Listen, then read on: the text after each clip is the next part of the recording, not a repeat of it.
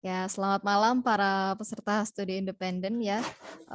Pada meeting tim bersama mentor profesional di minggu ini, mulai minggu ini hadir lebih awal ya teman-teman ya. Mudah-mudahan lebih baik lah daripada ketika dilaksanakan pada pukul 7:30 ya. Mungkin bagi teman-teman yang zona waktunya WIT atau WITA mungkin ya sedikit lebih baik gitu maju 1 jam. Oke, mungkin untuk mempersingkat durasi ya teman-teman udah 18.38 bisa dimulai saja, langsung masuk ke breakout room masing-masing. Coba saya buka ya. Oke.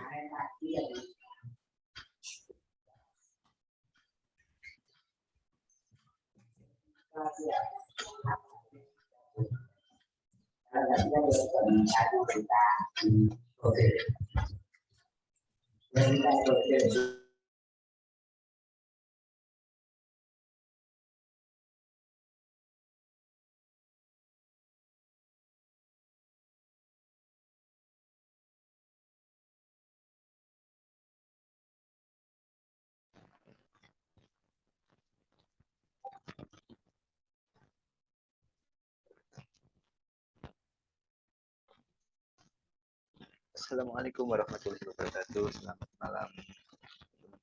Waalaikumsalam warahmatullahi wabarakatuh. Cek suara, apakah sudah terdengar dengan baik?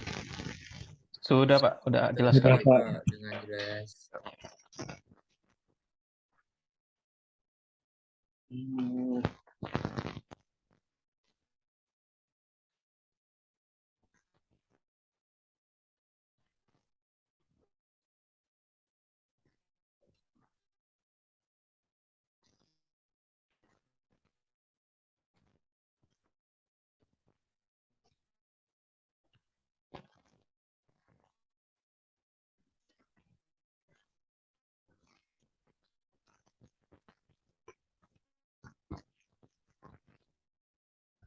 Bagaimana ini kabarnya teman-teman?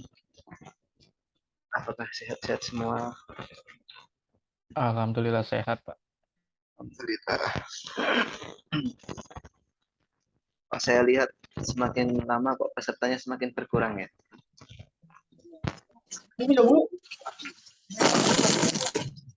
Waktu minggu-minggu awal masih ada 20 lebih.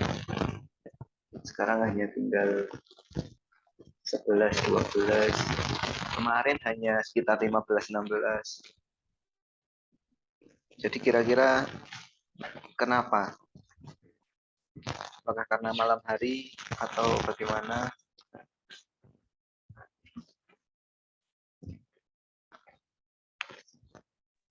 Kayaknya karena malam, Kak.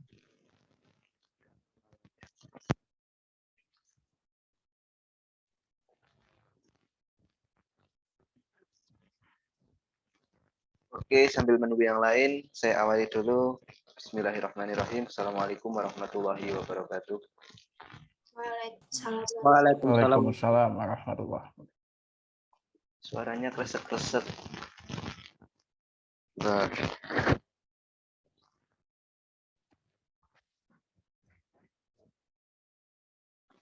Sekarang bagaimana? Apakah sudah jelas apa masih kresek-kresek ini? Mas Syahrul Roji.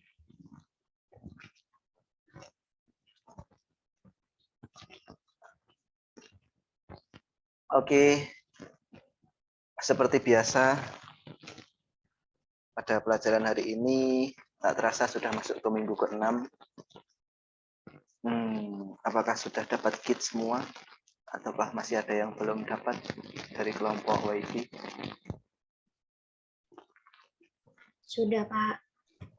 Oke, Mbak Clarissa sudah. Yang lain monggo, apakah sudah? Sudah, Pak. Alhamdulillah sudah Pak. Sudah, Pak. Oke. Alhamdulillah. Nah, sebelum kita mulai seperti biasa ya, saya lakukan presensi terlebih dahulu. Yang sudah gabung di grup ini, yang pertama itu ada Mbak Selvi Afrianti.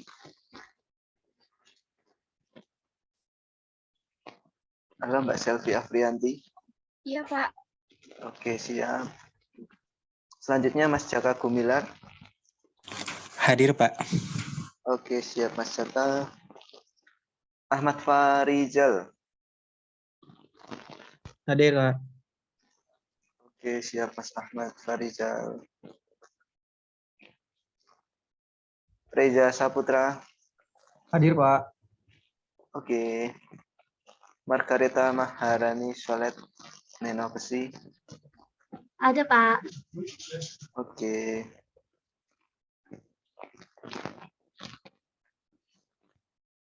Kemudian Muhammad Faisal Rofi. Hadir, Pak. Selanjutnya Rafif Naufal Diwibowo. Hadir, Pak. Muhammad Torik Okadiksi. Hadir, Pak. Oke. Ini panggilannya Mas Torik ya? Iya, benar. Siap. Larissa Fitriawati. Hadir, Pak. Oke, siap. Selanjutnya Putra Pratama Santoso. Hadir, Pak. Siap, Mas Putra. Selanjutnya Syahrul Roji. Sarul Roji hadir, Pak. Maaf Siap, tadi Mas. suaranya agak kresek-kresek, soalnya nggak begitu kedengeran. Sini hujan, habis hujan. Oke, siap Mas Syahrul. Semangat. Ya, Ini juga tadi habis hujan, tapi sekarang sudah reda, alhamdulillah. Selanjutnya Mas Taufik Maulana Tanjung. Hadir, Pak. Oke. Nah, ini yang terakhir. Siapa ini? Benar, namanya tertutup. Mas Erik Nurmansyah. Hadir, Pak. Oke, siap Mas Erik. Nah, apakah ada yang belum saya sebut? Sepertinya sudah semua ya. 1, 2, 3, 4, 5.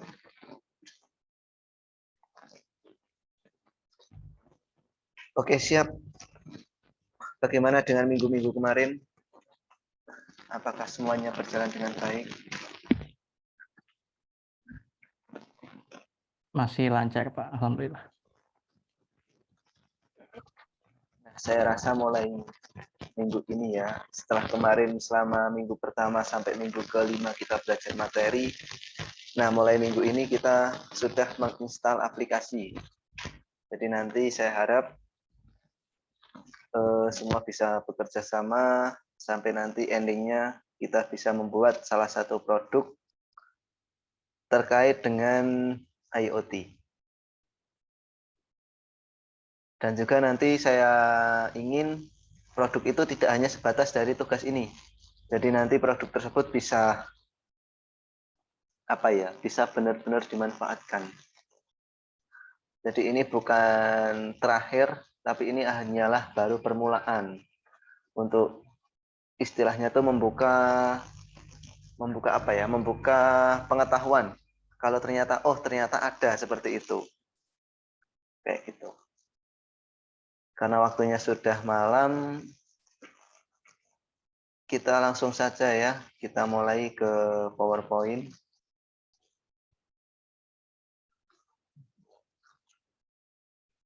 Nah, kita mulai dari yang pertama dulu. Nah, ini sebagai pembukaan, masih sama seperti yang sebelum-sebelumnya. Di sini terdapat Internet of Things Engineering Engineer Camp, Meeting Team Use Case IoT beserta solusi IoT bersama saya sendiri Agus Setiawan. Nah, outline atau materi yang akan kita pelajari pada malam hari ini, seperti biasa kita awali dengan mereview dari materi-materi beberapa hari yang lalu, di mana yang pertama kemarin ada jenis komunikasi data, kemudian bagaimana cara kerja komunikasi WiFi. Kenapa WiFi? Karena nanti yang kita praktekkan itu menggunakan microcontroller Wemos D1R1.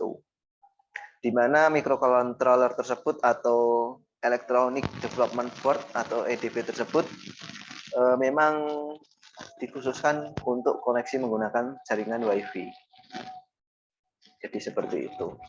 Kemudian nanti overview yang ketiga. Nah, nanti ini hanya sebatas konsultasi saja terkait permasalahan-permasalahan yang mungkin terjadi saat kalian menginstal. Kemarin sempat ada yang tanya, ada yang Wemos-nya itu tidak bisa terdeteksi di Arduino IDE. Nah, kemarin ada kasus-kasus seperti itu. Nah, silakan nanti kita bahas di akhir sebelum overview yang terakhir. Setelah overview materi, kita lanjutkan dengan pembahasan pertanyaan yang ada di slide-do, kemudian sedikit pengecekan progres belajar. Pasti ini banyak dari teman-teman yang masih kurang tugasnya ya. Dan yang terakhir, nanti ada sesi tanya jawab. Nah, overview materi yang pertama kemarin itu tentang komunikasi data. Nah, apa itu komunikasi data? Apa itu komunikasi? Nah, sebelum kita masuk ke komunikasi data, apa itu komunikasi? Nah, dari pengertian komunikasi itu adalah proses pengiriman atau penerimaan informasi dari dua atau lebih alat atau device. Jadi kuncinya adalah proses pengiriman dan penerimaan atau penerimaan informasi atau data dari dua atau lebih device. Nah, device ini nanti bisa berupa komputer, laptop, telepon genggam, saling terhubung dalam sebuah jaringan. Baik jaringan lokal maupun jaringan yang luas seperti internet. Nah, dari gambar sebelah kanan ini saya tampilkan komunikasi data pada IoT. Di mana di sini ada banyak device, mulai dari network servernya, kemudian ada yang menggunakan komunikasi LoRa, ada yang menggunakan seluler, kemudian banyak device yang saling terhubung di situ.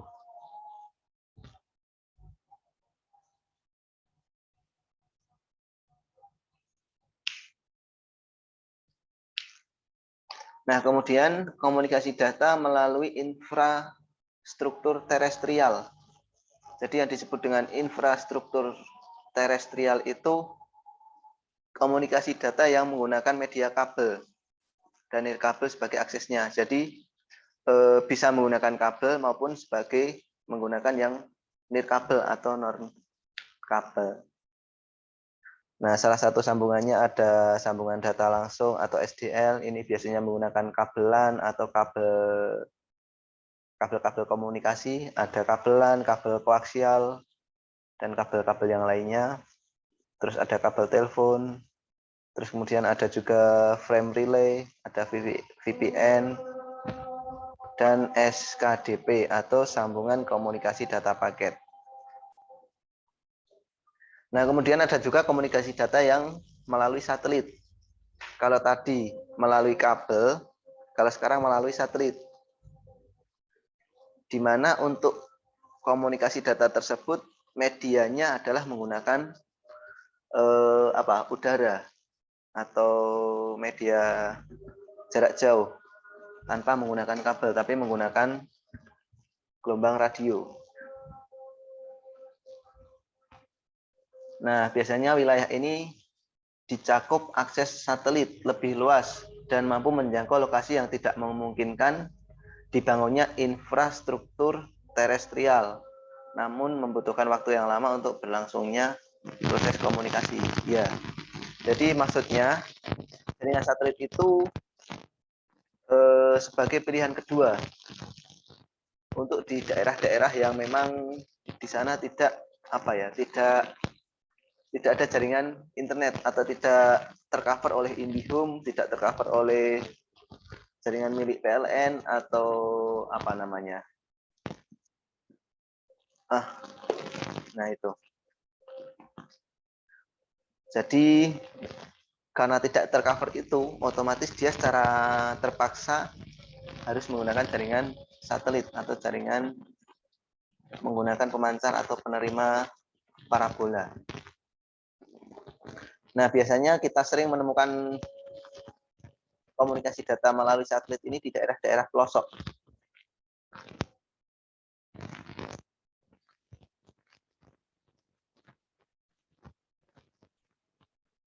Nah, kemudian ada beberapa kelemahan menggunakan komunikasi satelit tersebut. Meskipun dia punya kelebihan, kelebihannya apa? Kelebihannya bisa dijangkau dari manapun. Karena dia nanti terhubungnya langsung ke atas. Berbeda dengan jaringan-jaringan menggunakan gelombang radio atau sinyal radio atau menggunakan jaringan kabel. Tapi kalau yang menggunakan jaringan satelit itu pasti nanti menghadapnya ke atas langsung ke satelit. Jadi dimanapun dia berada pasti bisa terhubung. Tapi dia memiliki keterbatasan bandwidth atau data yang dikirim itu butuh waktu yang lama karena dia lebih komunikasinya itu lebih jauh. Kemudian selain itu juga sering adanya gangguan, misal cuaca yang kurang bagus, dan biasanya gangguan juga dari gelombang matahari, di mana gelombang ini maksimal atau paling parah itu terjadi setiap 11 tahun sekali.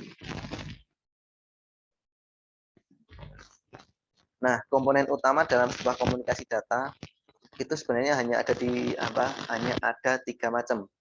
Yang pertama yaitu sebagai sumbernya, kemudian yang kedua itu medianya, yang ketiga itu adalah tujuannya. Nah, di mana sumber itu nanti dibagi menjadi 2, yaitu sumber informasi atau sumber datanya dan pengirimnya.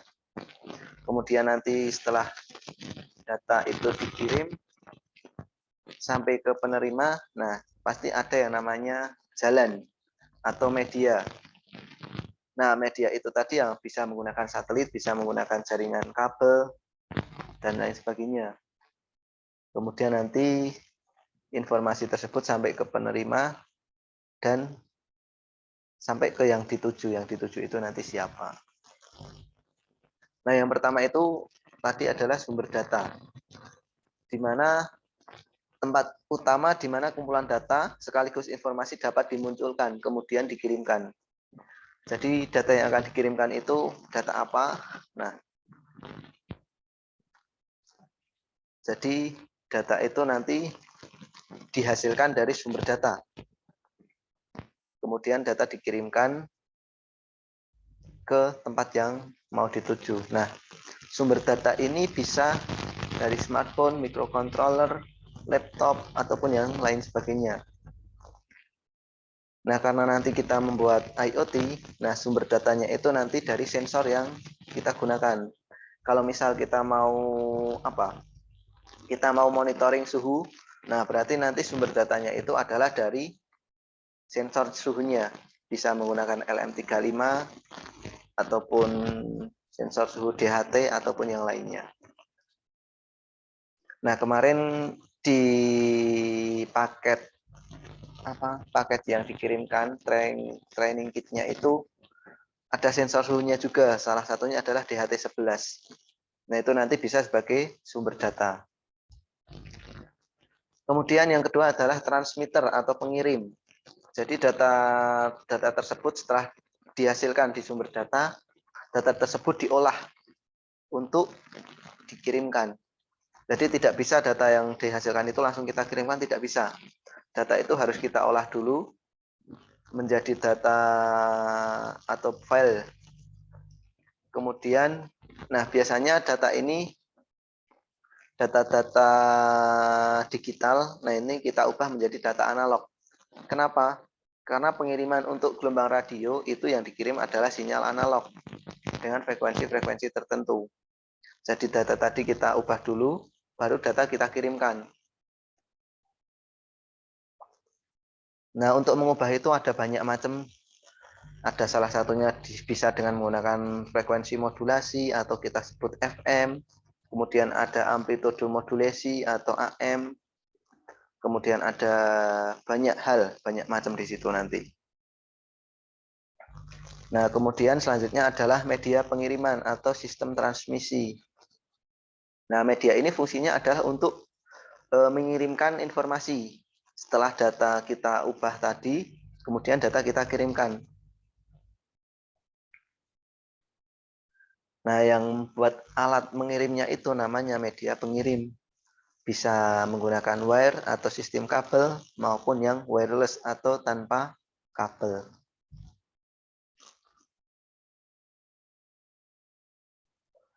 Nah, selanjutnya adalah tujuan. Nah, penerima sebenarnya tidak dapat menerima data tersebut secara langsung karena data masih perlu diubah ke bentuk awal data saat dikirimkan. Jadi tadi data pertama itu data dari analog, data dari hasil yang kita baca, kemudian oleh microcontroller kita ubah.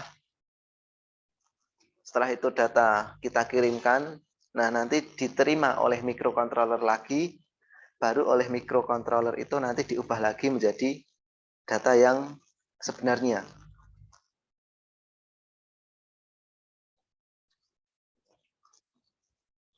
Nah, kemudian ada beberapa karakteristik dasar dalam komunikasi data. Yang pertama adalah pengiriman, di mana sistem harus mengirimkan data ke tujuan yang sesuai. Data harus diterima oleh perangkat yang dimaksudkan atau pengguna dan hanya oleh perangkat atau pengguna tersebut. Jadi kalau misal kita dari saya Agus mau ngirim data ke Tegar. Nah, data yang dikirim itu ya hanya sampai di Tegar itu. Tidak boleh data itu nanti sampai di Tegar, terus nanti sampai di siapa, sampai di siapa lagi. Nah, itu tidak boleh. Jadi ya data itu ya memang harus sampai di tempat tujuan itu dan hanya sampai di situ. Tidak boleh ada di tempat tujuan yang lainnya.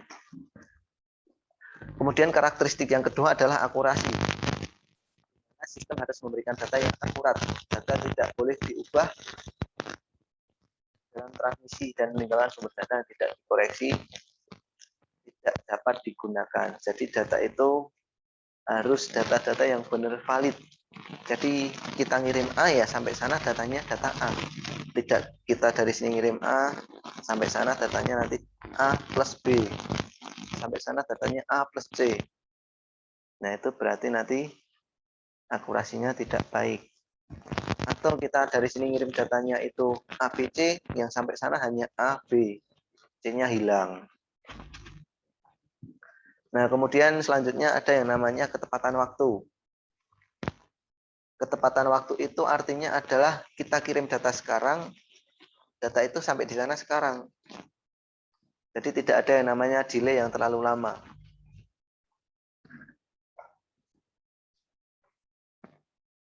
Kemudian selanjutnya ada juga yang namanya jitter. Jitter itu apa? Nah, jitter itu mengacu pada variasi waktu kedatangan paket. Jadi misal kita apa ya? Nah, ini sering kita alami saat kita melihat televisi. Saat kita melihat televisi menggunakan parabola. Nah, harusnya gambar itu jalan terus, tiba-tiba gambarnya berhenti-berhenti. Nah, itu yang disebut dengan jitter. Kenapa seperti itu? Nah, karena data yang dikirimkan itu ada beberapa data yang sampainya itu telat. Karena mungkin kendala cuaca atau kendala yang lainnya. Jadi gambarnya itu bisa berhenti-berhenti. Nah, kemudian yang selanjutnya adalah kita harus belajar tentang metodologi dalam komunikasi data. Nah, metodologi ini ada 3. Yang pertama adalah simplex. Apa itu simplex? Nah, simplex ini adalah media komunikasi data yang hanya bersifat satu arah. dari dua titik perangkat komunikasi hanya satu pihak yang dapat melakukan transmit atau kirim data. Sedangkan perangkat lainnya hanya berperan sebagai penerima data. Nah, ini sering kita lihat pada komunikasi data radio atau televisi. Jadi dari pemancar itu dia hanya bertugas untuk memancarkan, dan penerima itu ya hanya bisa menerima, tidak bisa ikut memancarkan gelombang atau memancarkan sinyal. Jadi komunikasi hanya komunikasi satu arah. Nah, kemudian yang kedua adalah komunikasi half duplex atau komunikasi setengah gelombang. Kalau tadi simplex tadi hanya satu arah, kalau half duplex itu dua arah. Dua arah tapi bergantian. Jadi saat yang satu sedang ngirim, kita tidak bisa ikut mengirim. Kalau kita yang sedang ngirim data, yang satunya tidak bisa ikut mengirim data. Nah, contoh gampangnya yang menggunakan sistem komunikasi half duplex adalah walkie-talkie, terus ada radio CB, atau yang sering kita gunakan atau sering kita lihat saat ada acara-acara atau event-event besar itu adalah HT atau handy talkie. Nah, itu kalau misal ada satu yang ngomong, yang lain tidak bisa ikut ngomong. Kenapa? Karena itu adalah menggunakan komunikasi half duplex atau dua arah tapi harus bergantian. Nah, komunikasi yang paling bagus itu adalah yang full duplex, di mana komunikasi dua arah dan kita bisa melakukan kirim data sekaligus menerima data secara bersamaan. Nah, komunikasi ini yang sering kita gunakan saat ini yaitu adalah jaringan seluler. Kita menggunakan HP, menggunakan komputer, menggunakan laptop. Nah, itu komunikasi yang digunakan adalah full duplex. Jadi kita bisa mengirim data, sekaligus saat itu juga kita bisa menerima data.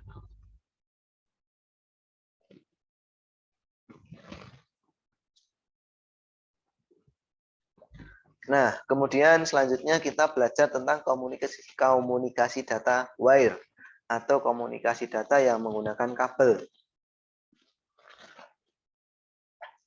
Di mana kabel tersebut digunakan untuk menghubungkan perangkat dengan perangkat yang lainnya agar semua perangkat tersebut saling bertukar data maupun terhubung dengan internet.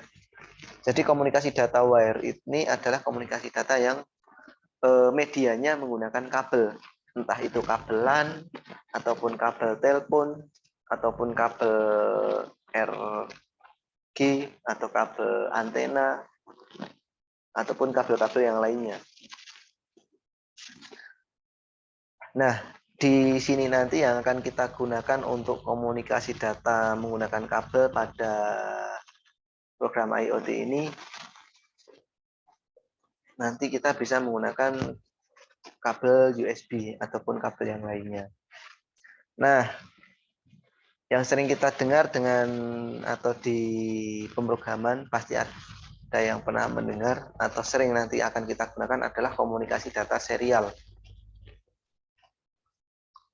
Jadi apa itu komunikasi data serial?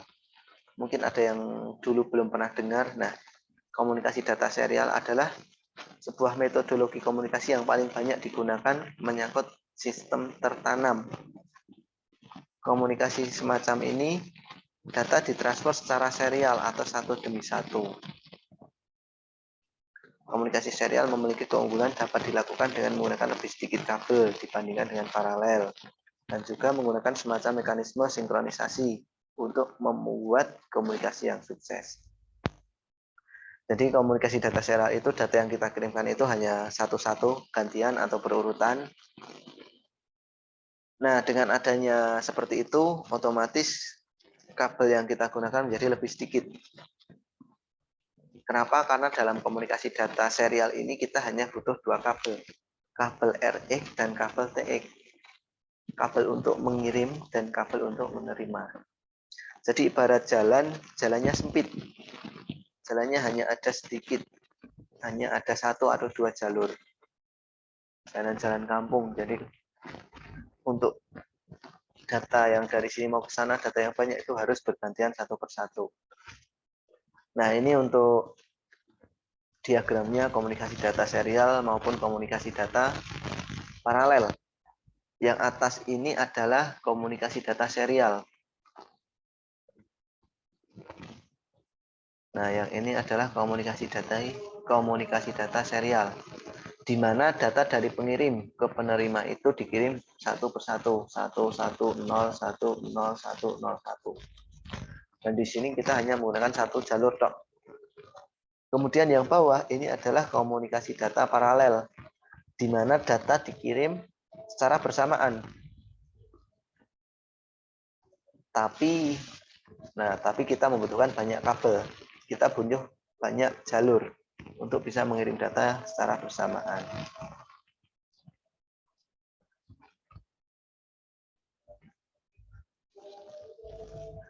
Nah, kemudian nanti yang akan kita sering gunakan juga adalah komunikasi data SPI.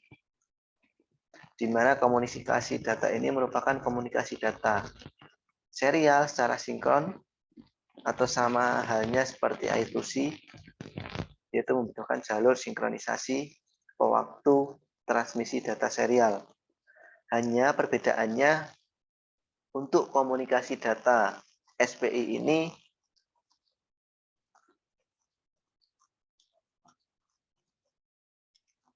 kita butuh yang namanya apa? Jadi setiap I/O, setiap slave atau setiap komponen, nah itu butuh satu kabel sendiri. Di mana ini ada SS1, SS2. Nah, di mana ini ada SS1, SS2 sampai SSN. Jadi semakin banyak komponennya, nanti kabelnya juga akan semakin banyak. Nah, ini nanti akan komunikasi data yang sering-sering digunakan di dalam pemrograman.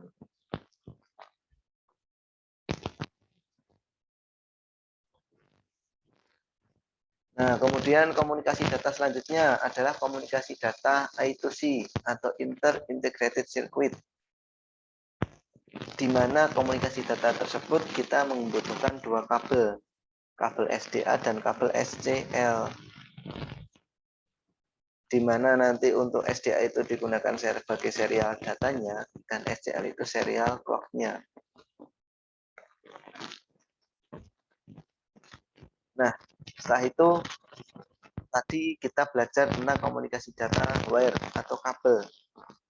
Nah, yang kedua, komunikasi data yang tidak menggunakan kabel atau wireless atau nirkabel, di mana medianya tadi tidak lagi menggunakan kabel. Nah, dengan tidak menggunakan kabel, otomatis jarak atau jangkauan bisa menjadi lebih luas atau dari frekuensi yang digunakan.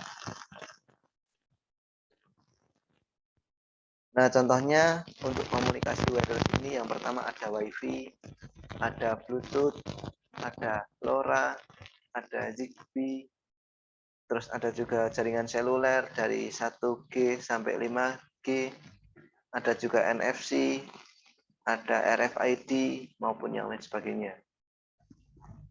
Nah, kita ulas yang pertama itu Wi-Fi atau Wireless Fidelity, di mana Wi-Fi ini menggunakan sinyal radio sebagai komponen utama untuk berkomunikasi. Nah, frekuensi yang digunakan umumnya menggunakan 2,4 GHz atau giga dan 5 giga. Router atau access point akan menerima data dari internet lalu akan diterjemahkan menjadi sinyal radio. Lalu kemudian akan ditransmisikan dari antena Wi-Fi dan dipancarkan ke perangkat-perangkat penerima. Jadi kalau Wi-Fi itu kita menerima dari internet, kemudian butuh yang namanya access point. Nah, access point itu tugasnya adalah untuk mengubah data dari internet tersebut menjadi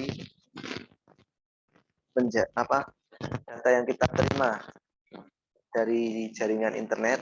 Nah, itu kita sebar lagi menggunakan menggunakan media yang berbeda. di mana kalau untuk internetnya itu menggunakan jaringan kabel atau jaringan wire. Kemudian yang kedua, kita menggunakan jaringan wireless. Nah, di situ yang paling banyak digunakan saat ini ada frekuensi 2,4 GHz dan frekuensi 5 GHz. Nah, kemudian bagaimana WiFi tersebut dapat bekerja? Nah, seperti yang tadi saya jelaskan. Ini adalah menggunakan kabel, kemudian ada modem. Nah, modem ini nanti bisa dari jaringan IndiHome atau bisa juga menggunakan jaringan seluler seperti HP yang kita tethering. Kemudian selanjutnya ada yang namanya wireless router, access point, dan lain sebagainya. Nah, nanti bisa dihubungkan dengan printer menggunakan jaringan kabel, ke komputer menggunakan jaringan kabel, ataupun ke perangkat-perangkat lainnya dengan menggunakan jaringan WiFi atau wireless.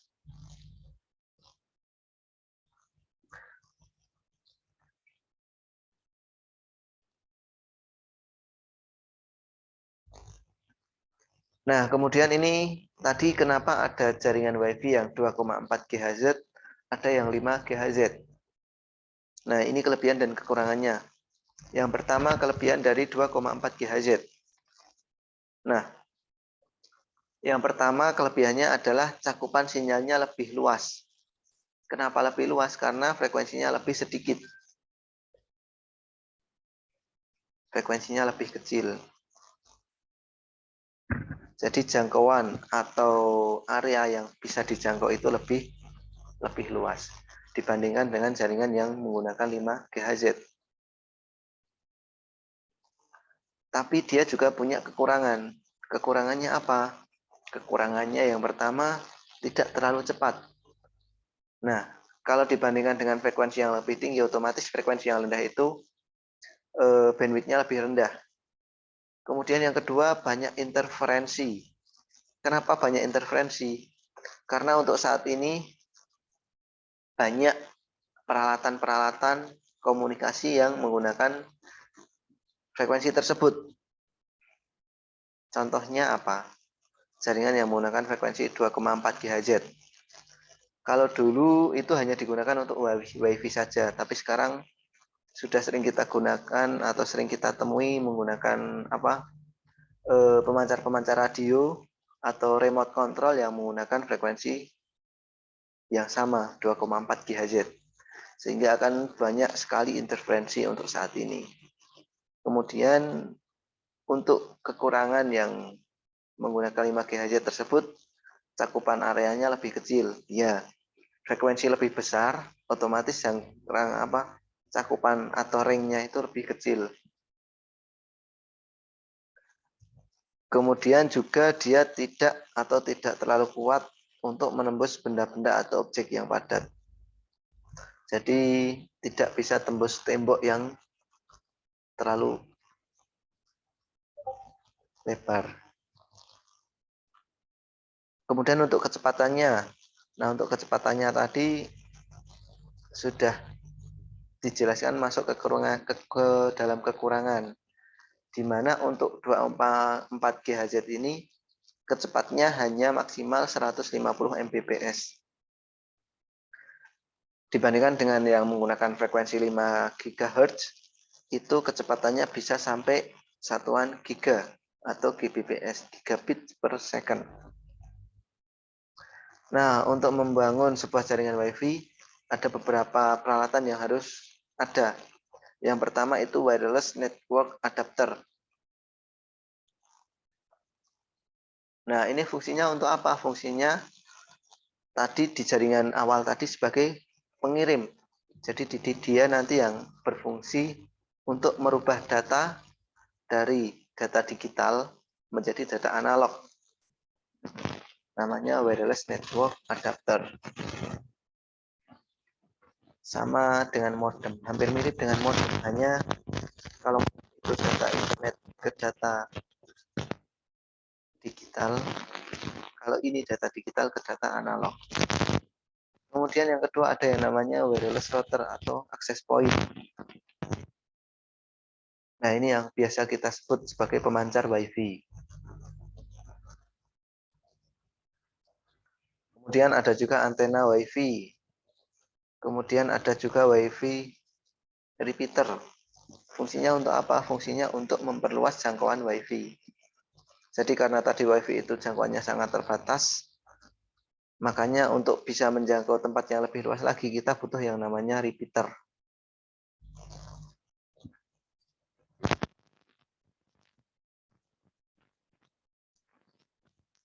Nah, selanjutnya kita akan belajar menggunakan Wemos D1R1. Nah, kenapa ini yang menjadi pilihan untuk pengembangan IoT? Nah, kenapa? Karena di Wemos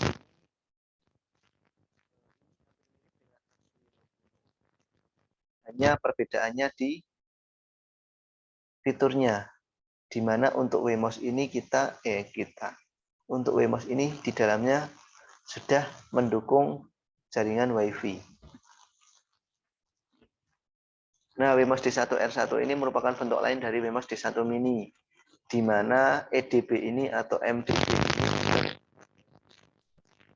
keluarga ESP8266 yang dapat diprogram menggunakan software Arduino IDE atau IDE Arduino. Nah, di mana salah satu kelebihan dari Wemos ini dibandingkan dengan modul yang lain adalah Wemos ini sama persis Arduino Uno, di mana SIL ini juga support dan plug and play dengan pin yang ada pada Arduino Uno. Nah, ini yang sebelah kiri ini adalah Wemos D1, yang sebelah kanan lihat dari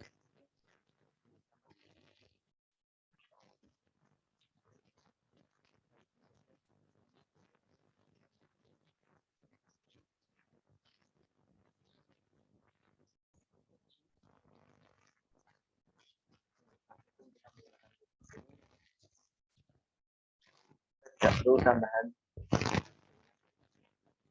Kalau kita menggunakan di Arduino itu tidak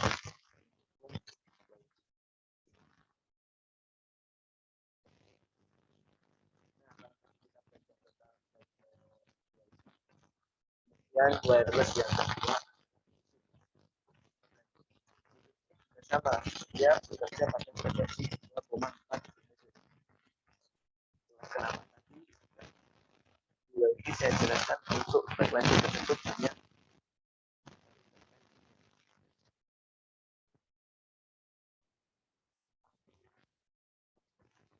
Nah, bedanya Bluetooth dengan WiFi itu ada di jangkauan, sama ada di bandwidth-nya. Di mana untuk Bluetooth ini paling jauh hanya sekitar 10 meter. Sedangkan WiFi ada yang bahkan sampai 100 meter. Kemudian yang kedua adalah Bluetooth low energy. Ini sama dengan Bluetooth, hanya dia lebih hemat energinya, lebih irit baterai. Nah, ini biasanya kita gunakan untuk alat komunikasi pada wireless Bluetooth, pada mouse, pada keyboard Bluetooth, dan lain sebagainya.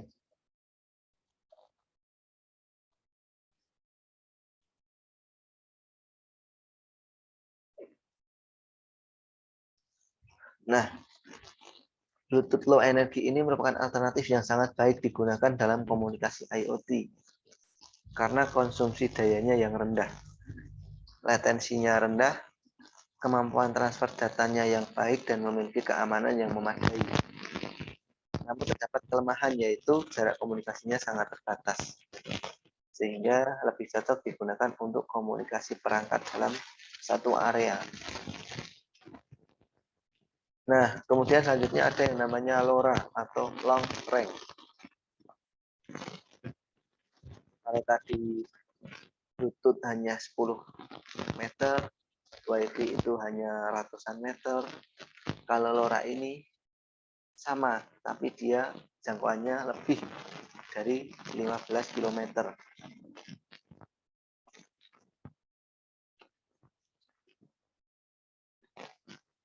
Nah, untuk LoRa ini frekuensi yang digunakan ada yang menggunakan frekuensi 433 MHz, ada yang menggunakan frekuensi 868 MHz, ada yang menggunakan frekuensi 915 MHz, ada juga yang menggunakan frekuensi 923 MHz. Nah, frekuensi ini tergantung dari regulasi yang ada di setiap negara. Di Indonesia sendiri, oleh Kominfo, kita menggunakan frekuensi LoRa yang ditetapkan oleh LoRa Alliance untuk kawasan Asia, yaitu frekuensinya sekitar 923 sampai 925 MHz. Kemudian selanjutnya ada yang namanya Zigbee. Apa itu? Nah, Zigbee ini sebenarnya merupakan kebalikan dari dua kata, yaitu zigzag dan bee, yang berarti lebah yang terbang dengan perubahan arah. Zigbee merupakan sebuah spesifikasi untuk protokol komunikasi tingkat tinggi yang mengacu pada standar IEEE 802.15.4 yang berhubungan dengan WPANS atau Wireless Personal Area Network. Ini jarang kita gunakan. Nah, yang paling sering kita gunakan adalah jaringan seluler. Nah, jaringan seluler ini ada mulai dari 1 giga sampai ke 5 giga. Nah, 1 giga sampai ke 5 giga itu apa? Ini adalah frekuensi yang digunakan.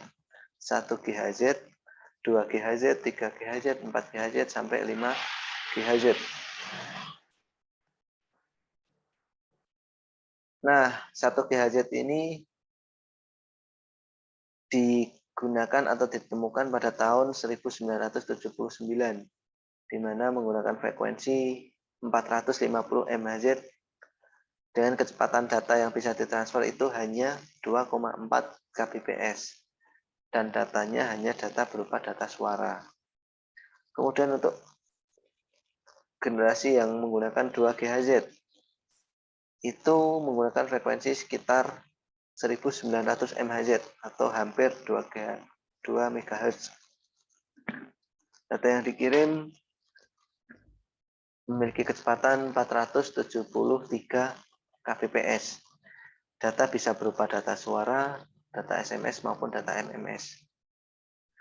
Kemudian ada jaringan 3G. Ini juga kecepatannya lebih baik lagi. Kalau tadi untuk jaringan 2G atau jaringan 8G, nah kalau di HP 2G itu sering kita sebut 8G. Kalau 3G itu ya 3G atau HSDPA, itu 3G+. Nah, ini data yang bisa dikirimkan bisa data berupa suara, SMS, MMS, maupun data internet. Kemudian ada juga jaringan seluler 4G atau sering kita sebut juga LTE. Nah, ini data yang bisa dikirimkan kecepatannya sampai 1 GB per second. Nah, ini sudah mendukung untuk streaming. Nah, data yang saat ini sedang berkembang itu adalah yang 5G, di mana ini baru dikeluarkan kemarin tahun 2020, berarti baru 2 tahun yang lalu. Nah, data yang dikirimkan itu bisa sampai di atas 1 Gbps. Data bisa berupa data suara, SMS, MMS, internet, dan streaming.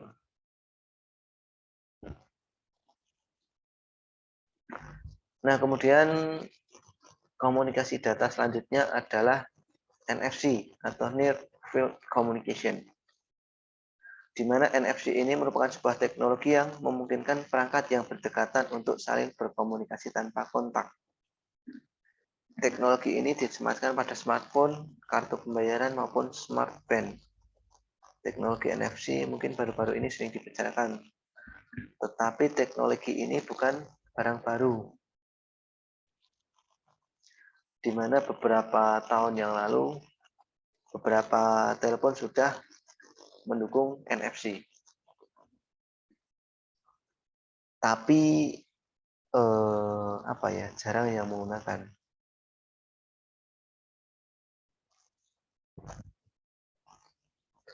Nah, overview yang terakhir kemarin terkait dengan menginstal Arduino IDE dan menambahkan port Wemos-nya pada Arduino IDE tersebut. Nah, ini kemarin ada beberapa masalah.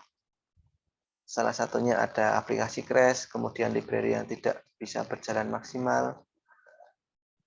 Kemudian ada yang masalahnya board tidak bisa terdeteksi. Jadi saat Wemos-nya dihubungkan dengan laptop, itu tidak bisa terbaca di Arduino IDE. Kemudian ada juga yang tidak bisa upload program. Seperti itu. Nah, selanjutnya kita masuk ke pertanyaan yang ada di Slido.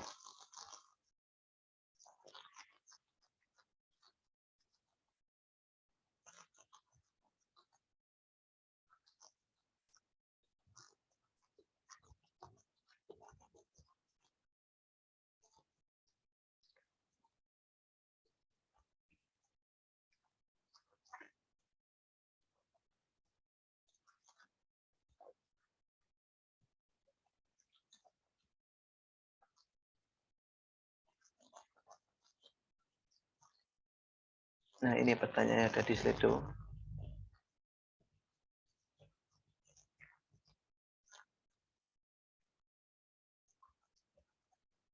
Nah, ini ada beberapa pertanyaan.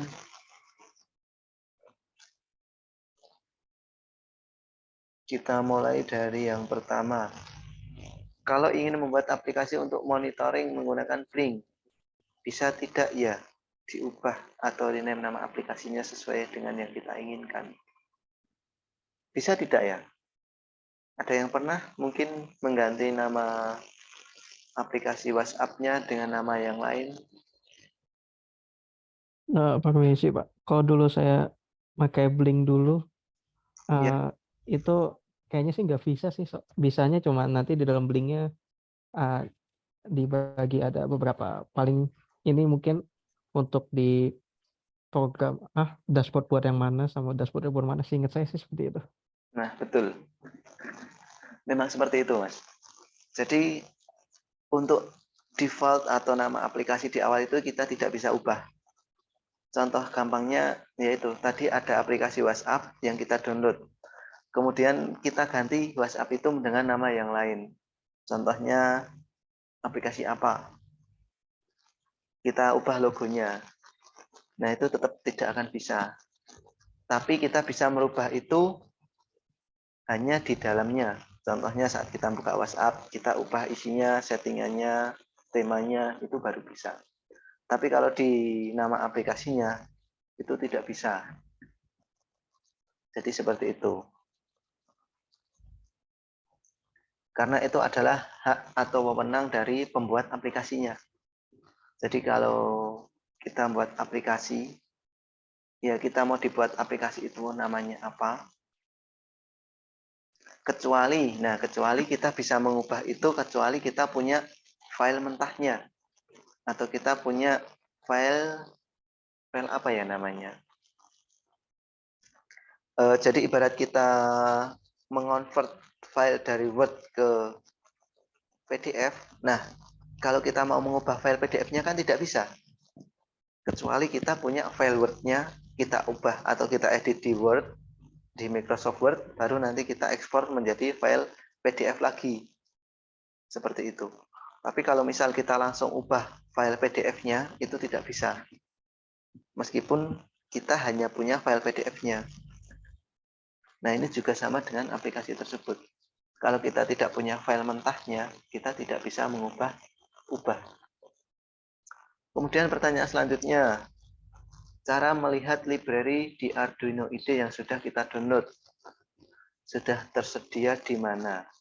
Nah, saat kita mulai mendownload library. Nah, ini saya praktekkan ya. Saya praktekkan berarti saya share screen.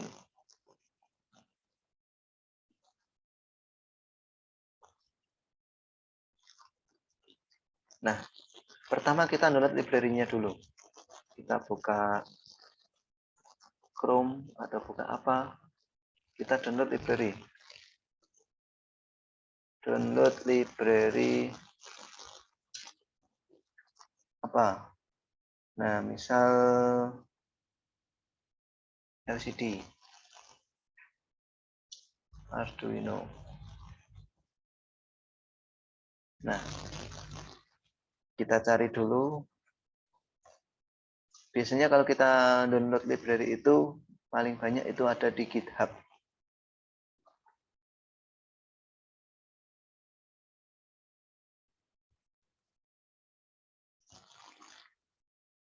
Nah, ini file program yang ada di library tersebut.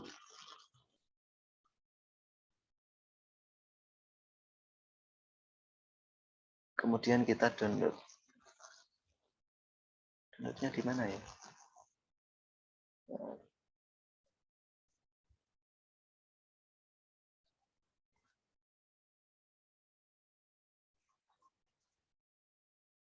Nah, ini. Kita pilih salah satu.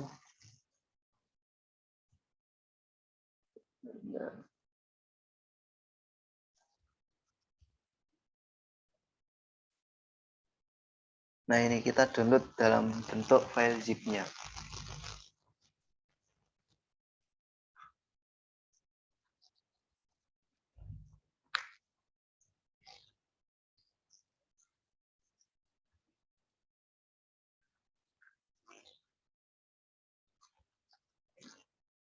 Setelah itu tadi kita simpan di mana filenya?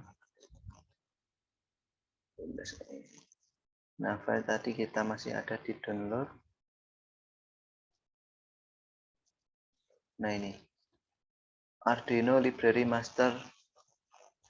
Kemudian kita buka Arduino-nya.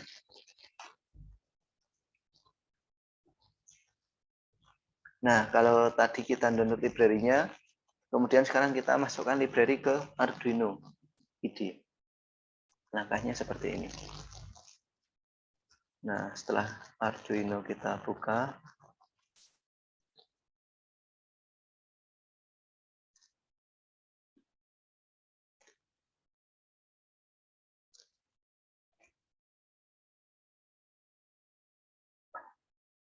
nah kita pilih file sketch.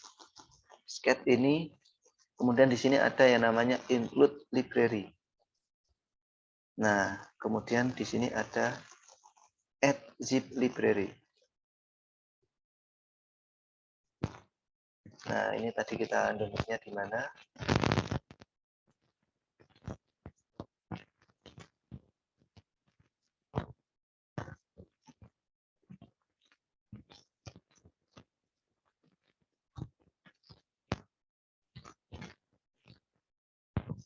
Nah, ini ada Arduino Library Master, kemudian kita open.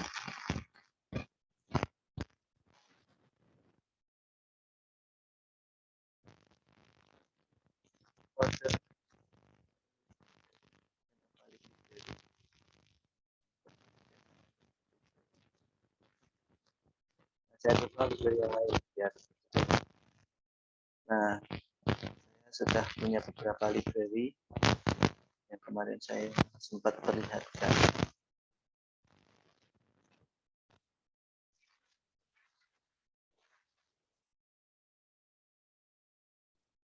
Nah, ini ada beberapa library yang dulu pernah saya download.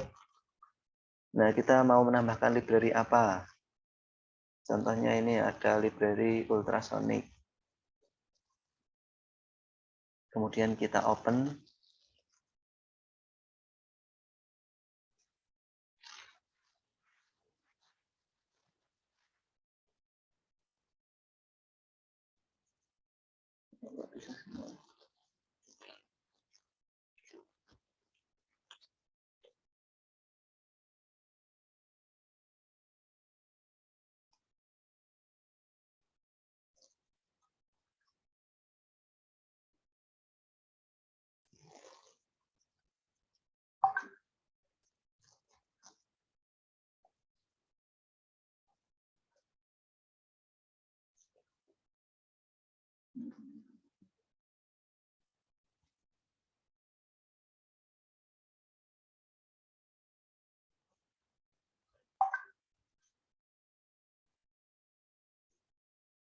Apa kalau sudah pernah di-download tidak bisa ya?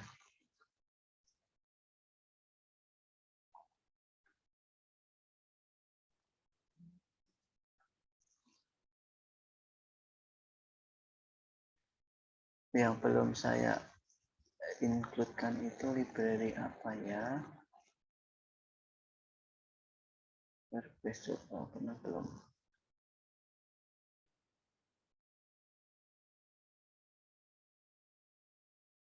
Nah, seperti ini. Nah, nanti kalau misal library-nya itu sudah terinclude, nah di sini akan muncul ini di bawah ini.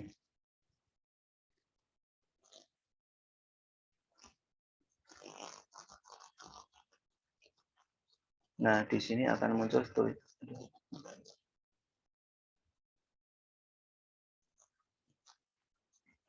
Nah, di sini akan muncul tulisan seperti ini. Library added to your libraries. Check include library menu. Nah, setelah itu kita ngeceknya di mana? Nah, kita ngeceknya di file example. Nah, tadi yang kita tambahkan apa? Nah, ini kita cari di sini.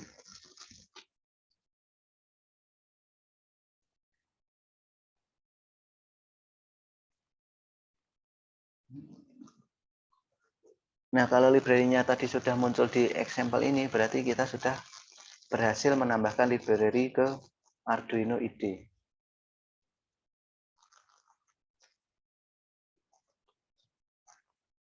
Hanya seperti itu.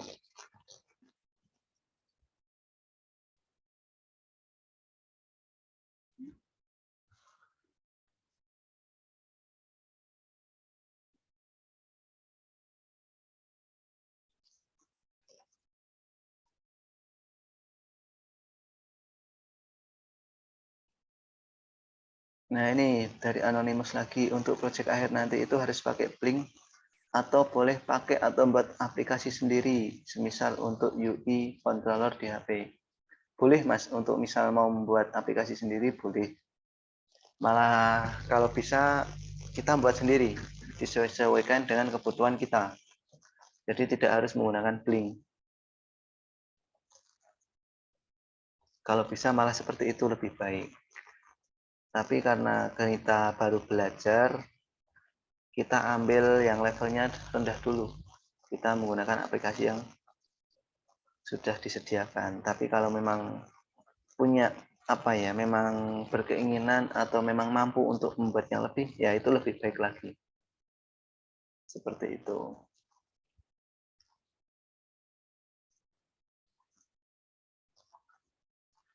Nah, di Wemos kan cuma ada input analog A0 ya, Pak. Tapi di bawah A0 ada colokannya lagi, itu berfungsi tidak ya. Nah, sekarang kita buka Wemos D1.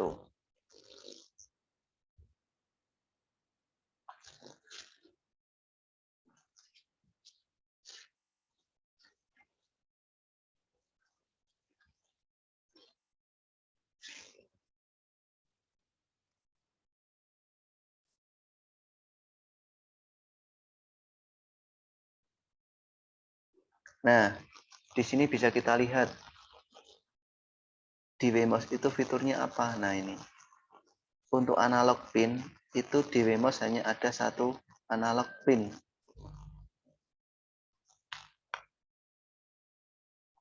Jadi untuk di bawahnya A0 ini ada NC, NC, NC, ini tidak digunakan.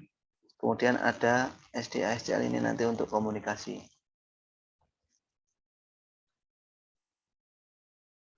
Jadi fitur dari Wemos D1 ini tadi untuk analog inputnya hanya ada satu.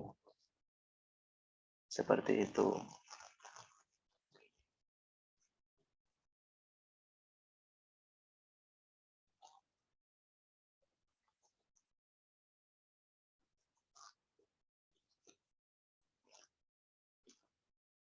Kemudian apakah LoRa di IoT hanya digunakan untuk jarak yang jauh saja? Proyek sederhananya bisa menggunakan LoRa nggak ya? Dan LoRa ini sebagai apanya di IoT? Nah, bisa Mas. Jadi LoRa ini tadi dia bisa menjangkau jarak yang jauh. Nah, berarti tidak menutup kemungkinan dia juga bisa menjangkau jarak yang lebih dekat. Sama seperti jaringan-jaringan yang lainnya tadi, WiFi, Bluetooth. Nah, Bluetooth tadi bisa mampu sampai jarak sekitar ratusan meter atau puluhan meter. Tapi di jarak yang lebih dekat ya otomatis dia lebih baik lagi. Untuk LoRa juga sama. Kemudian LoRa ini sebagai apanya di IoT? Nah, sebagai apanya? Ya, kalau misal kita mau membuat alat IoT, kita ada banyak device di situ. Kita ada banyak alat yang kita gunakan di situ, di dalam satu bangunan atau satu gedung, di mana itu tidak terjangkau oleh jaringan WiFi. Jadi kita terpaksa harus menggunakan LoRa yang jangkauannya lebih luas. Nah, itu hanya nanti untuk terhubung komunikasi ke server atau ke router atau ke access point. Nah, nanti yang ngirim dari access point ke internet itu adalah modem. Nah, jadi LoRa sebagai apanya? LoRa itu nanti ibarat kita internetan, LoRa itu hanya sebagai komunikasi yang dari laptop kita ke WiFi-nya. Jadi sebagai pengganti WiFi-nya. Kenapa? Biar nanti tidak setiap device kita harus menggunakan jaringan internet sendiri-sendiri. Tapi ada satu jaringan internet yang bisa digunakan untuk rame-rame. Nah, kalau WiFi tadi jaraknya hanya terlalu dekat, hanya puluhan meter, bahkan maksimal hanya sampai 100 meter. Tapi dengan menggunakan LoRa, nah itu bisa menjadi jangkauannya lebih besar lagi. Kemudian pertanyaan selanjutnya, untuk pemrograman di Tinkercad menggunakan perulangan for array seperti for in x sama dengan 1 titik koma i x kurang dari 4 titik koma x plus plus digital write pin let x koma i. Apakah bisa? Bentar.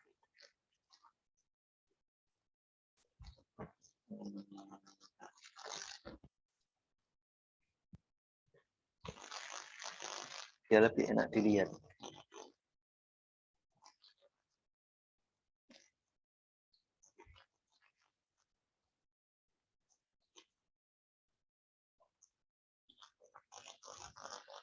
Nah, seperti ini. Jadi ini adalah sebuah fungsi perulangan di mana X diulang mulai dari, berarti nanti nilai X hanya 1, 2, 3.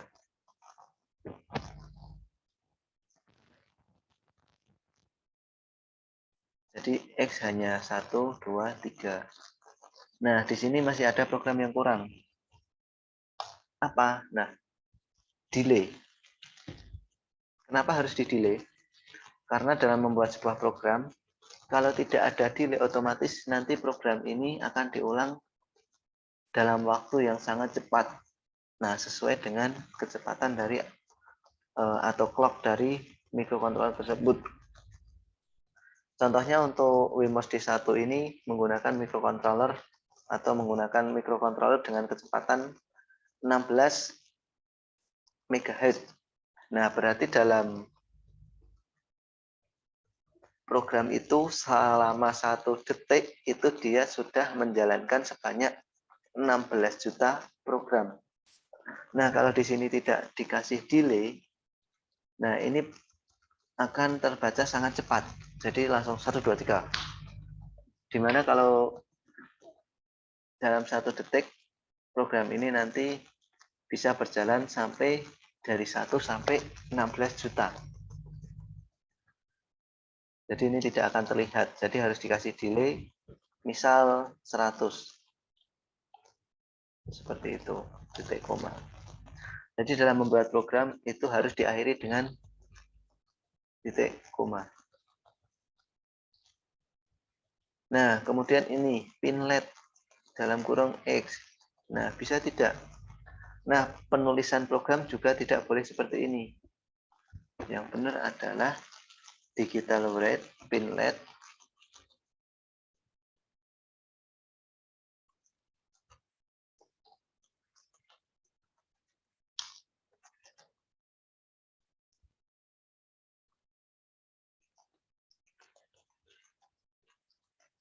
nah, penulisannya harusnya seperti ini. Karena dalam menulis program itu ada tata caranya sendiri.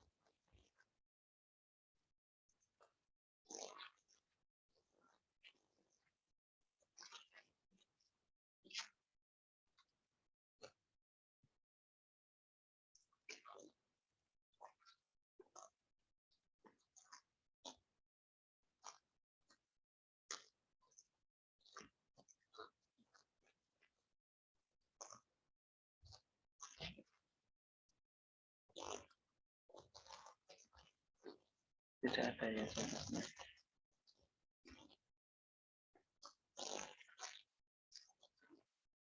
Nah, jadi seperti itu dalam membuat program itu setiap salah satu program itu harus diakhiri dengan tanda titik koma. Misal ini tidak atau kurang, tetap tidak akan bisa. Nah, saya contohkan di Arduino-nya saja. Void loop. Nah, Jangan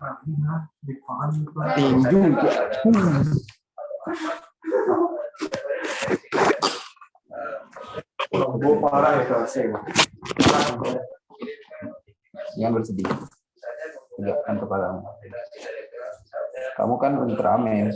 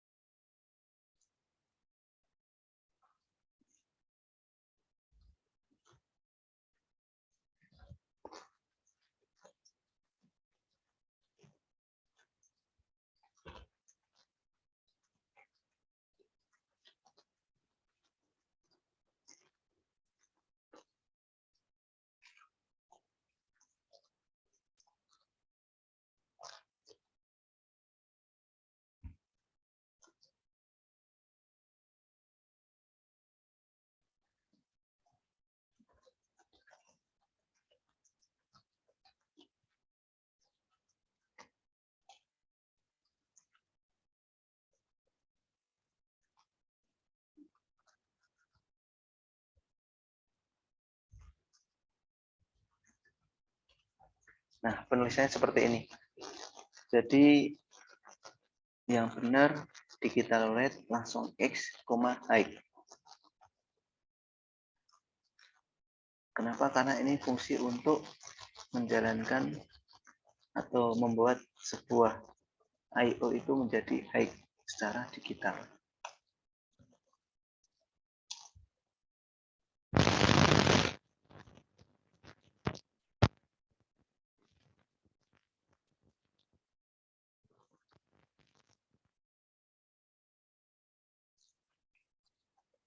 Kemudian pertanyaan,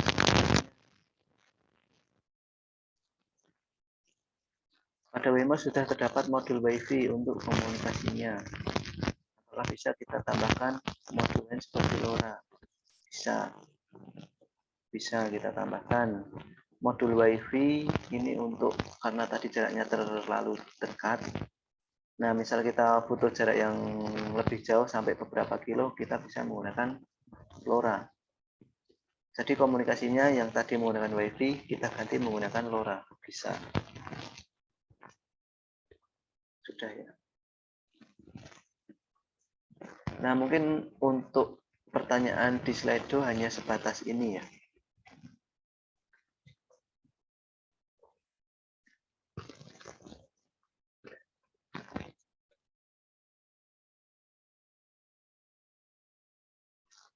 Nah, ini ada tambahan titipan dari Mas-mas Mbak Panitia. Nah, jadi kebijakan pelindungan bagi peserta Kampus Merdeka, karena dalam kita melakukan praktikum, nanti kalau sampai ada kejadian yang tidak kita inginkan, nah jadi dari pemerintah itu memberikan kebijakan bahwa untuk peserta magang dan studi independen bersertifikat atau MSIP ini, mahasiswa akan mendapatkan pengalaman dari industri serta berinteraksi langsung menghadapi persoalan-persoalan dalam dunia kerja dan beradaptasi dengan orang-orang dengan karakter, budaya, dan attitude yang berbeda. Dan mahasiswa atau mahasiswi magang ini tidak masuk ke dalam kategori peserta bukan penerima upah atau BPU, sehingga peserta wajib diikutsertakan dalam program jaminan kecelakaan kerja atau JKK dan jaminan kematian oleh penyelenggara program atau mitra.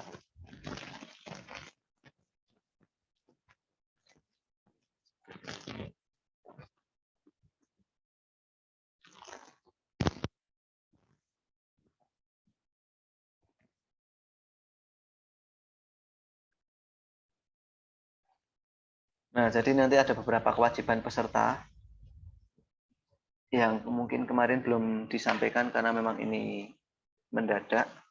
Jadi nanti setiap peserta itu diwajibkan untuk terdaftar dalam BPJS, program jaminan kecelakaan kerja atau JKK dan jaminan kecelakaan kematian. Di mana nanti untuk pendaftaran nanti akan dilakukan oleh mitra, yaitu Indobot sendiri.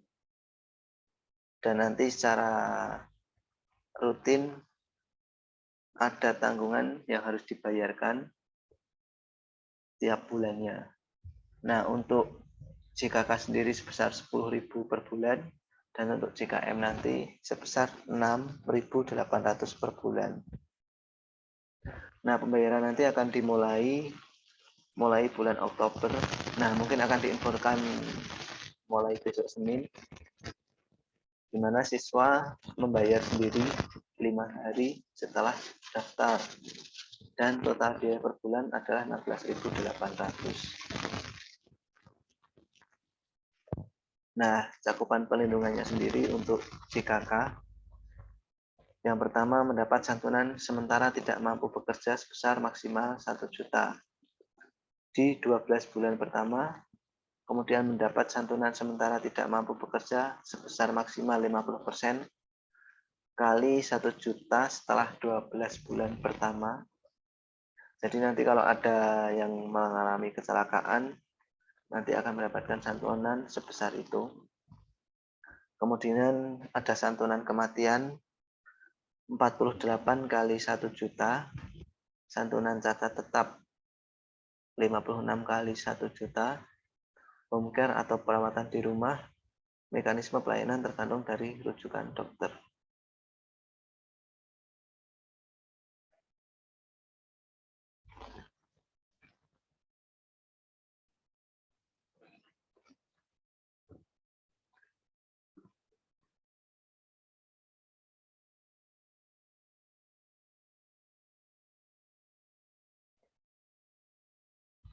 Nah, mungkin itu. Sesi selanjutnya masuk ke sesi tanya jawab. Ya, walaupun online ada jaminan kecelakaan. Kenapa? Karena meskipun online, kita bekerjanya dengan hardware. Online itu hanya untuk pelatihannya. Tapi nanti kalian harus harus offline sendiri. Kalian ada hardware-nya, kalian harus mulai memprogram sendiri. Nah, di situ nanti ada beberapa resiko seperti kecelakaan, kesetrum, atau mungkin karena kita bermain listrik ya, ada kesetrum, ada mungkin kecelakaan-kecelakaan yang lain, kebakaran yang mungkin tidak kita inginkan. Nah, ini untuk informasi ini juga baru saya dapatkan tadi siang, dan dari tim Indobot sendiri juga baru diinfokan kemarin.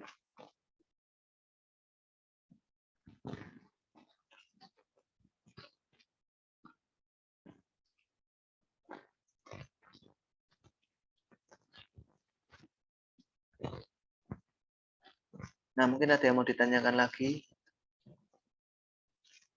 Bisa open mic.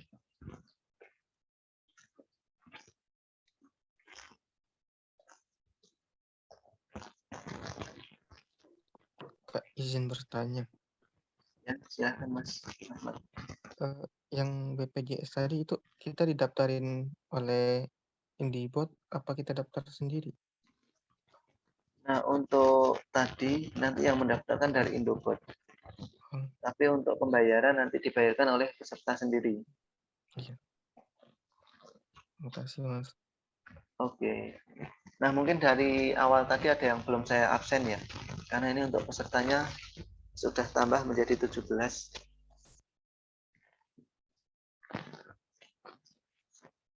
Yang belum saya absen tadi siapa ya? Saya, Pak. Saya, Pak. Oke, atas nama Rizal Alfikri. Iya, Pak. Sama Ruli Agung.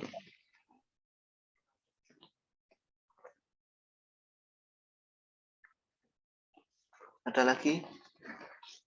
Muhammad Nazar, Pak. Oke, siap. Muhammad Nazar.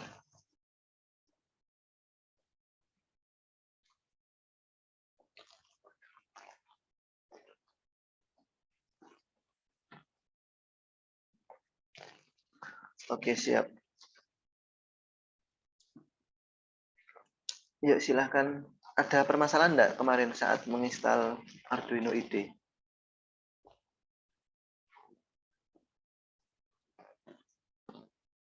Ada yang sampai sekarang belum bisa menginstal?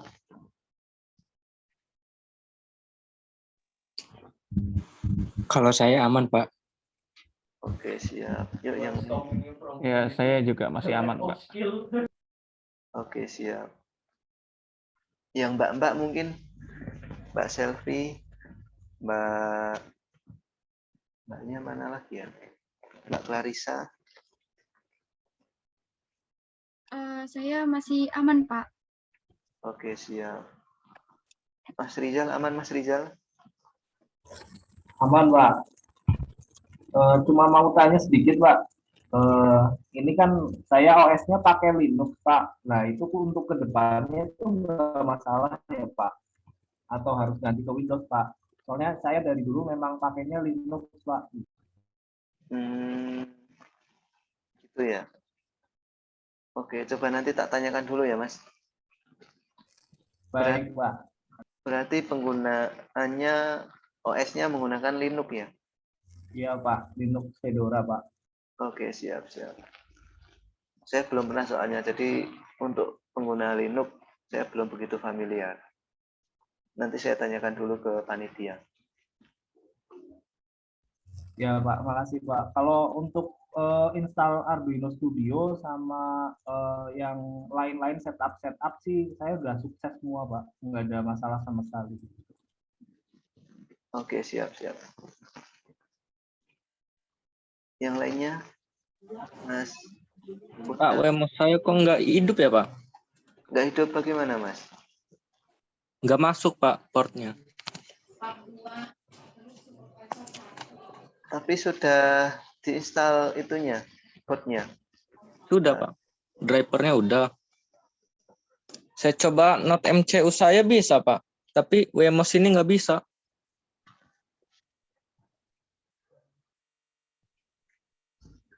Kalau misalnya WMOS-nya rusak, saya pakai Note MCU bisa nggak, Pak, ininya? Untuk tugas-tugasnya itu, Pak? Bisa sih, Mas. Bisa saja. Mau pakai NotMCU bisa, mau pakai Wemos bisa. Baik Pak, makasih Pak. Oke, siap.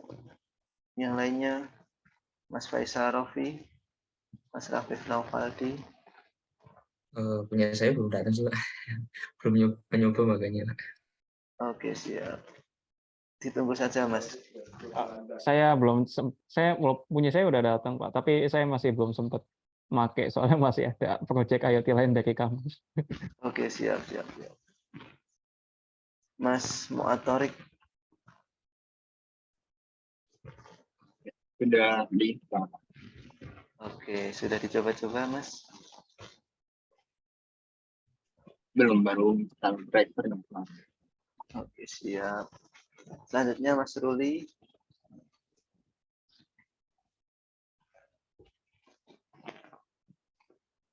Apakah sudah bisa diinstal aplikasinya, sudah bisa terhubung?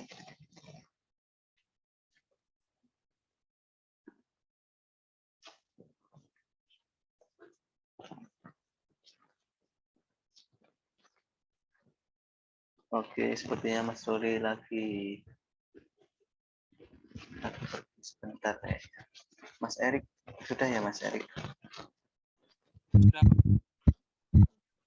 Ya, Mbak Clarissa. Bagaimana dengan Mbak Clarissa ini? Pak, maaf, mohon izin untuk penugasan saya telat ya Pak untuk presensi dan penugasan. Oke. Konfirmasi itu aja sih Pak, ini lagi menyicil tugas dan presensinya. Oke, siap. Semangat. Makasih Pak. Yuk. Yang penting harus semangat. Dan semua harus terselesaikan ya untuk tugas-tugasnya maupun untuk presensinya. Jadi meskipun telat tetap harus mengisi dan mengerjakan. Nah, untuk laporan-laporan mingguan juga ini masih ada yang baru sampai di minggu ketiga, sekarang sudah masuk ke minggu ke-6. Kemudian untuk tugasnya masih banyak yang masih kurang. Mas Muhammad Nazar, bagaimana dengan Arduino ID-nya, Mas? Belum saya coba sih, Pak. Tapi Oke, nanti. siap. Mas Taufik? Kalau saya ada kendala di ini Pak, yang install driver CH340-nya udah diinstal, udah sukses, cuman di device manager-nya nggak kedetek Pak, itu gimana Pak? Udah coba pakai driver yang lain belum, Mas? Belum sih Pak, belum coba Pak. Soalnya untuk driver CH340 itu ada beberapa driver memang, ada yang bisa, ada yang tidak. Jadi harus coba-coba dulu, nah, nanti mana yang sesuai. Kalau misal cari di Google itu ada banyak soalnya. Oke, baik Pak. Terima kasih Pak. Oke, siap. Mas Reza Saputra. Amankah Mas Reza?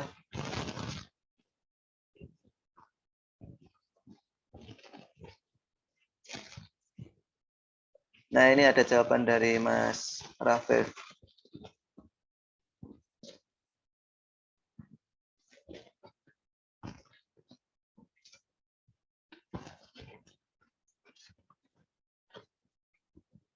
Mungkin nanti portnya bisa diotak-atik lagi lewat device manager.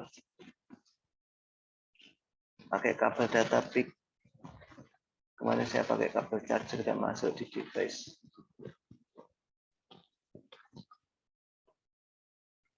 Nah, sebenarnya masalah itu banyak faktor. Bisa di hardware, bisa di softwarenya, bisa di sambungan kabelnya yang tidak support.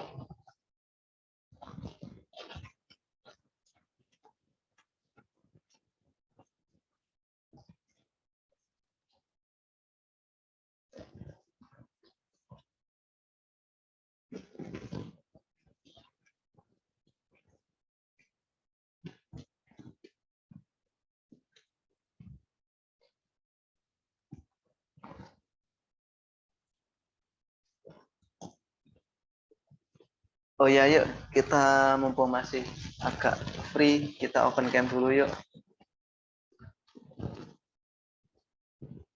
Kita ambil dokumentasinya sebentar.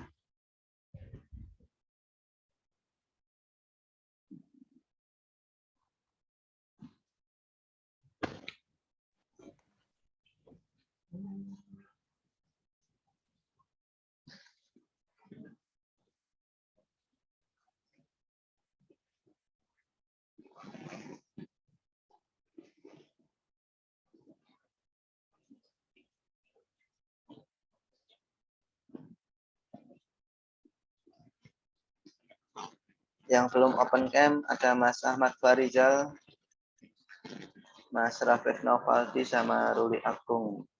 Oke.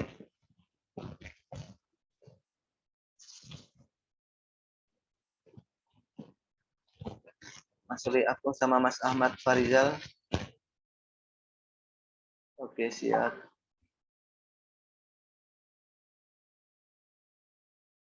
Yuk saya hitung 1, 2, 3. Oke.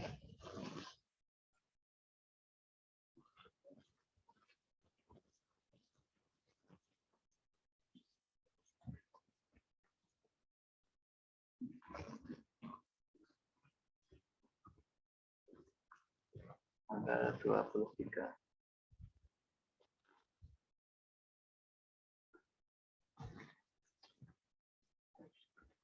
Yuk kita sekali lagi acungkan jempol.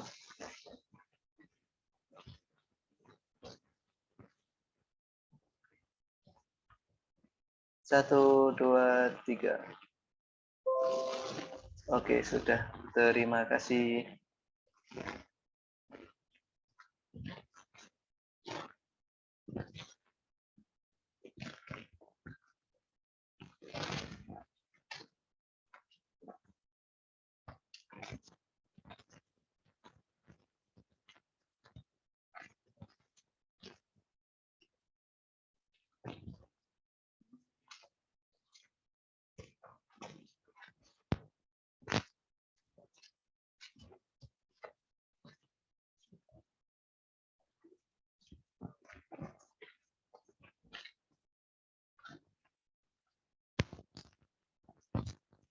Terkait pembagian tugas, apakah sudah ada jawaban kemarin? Mau buat apa?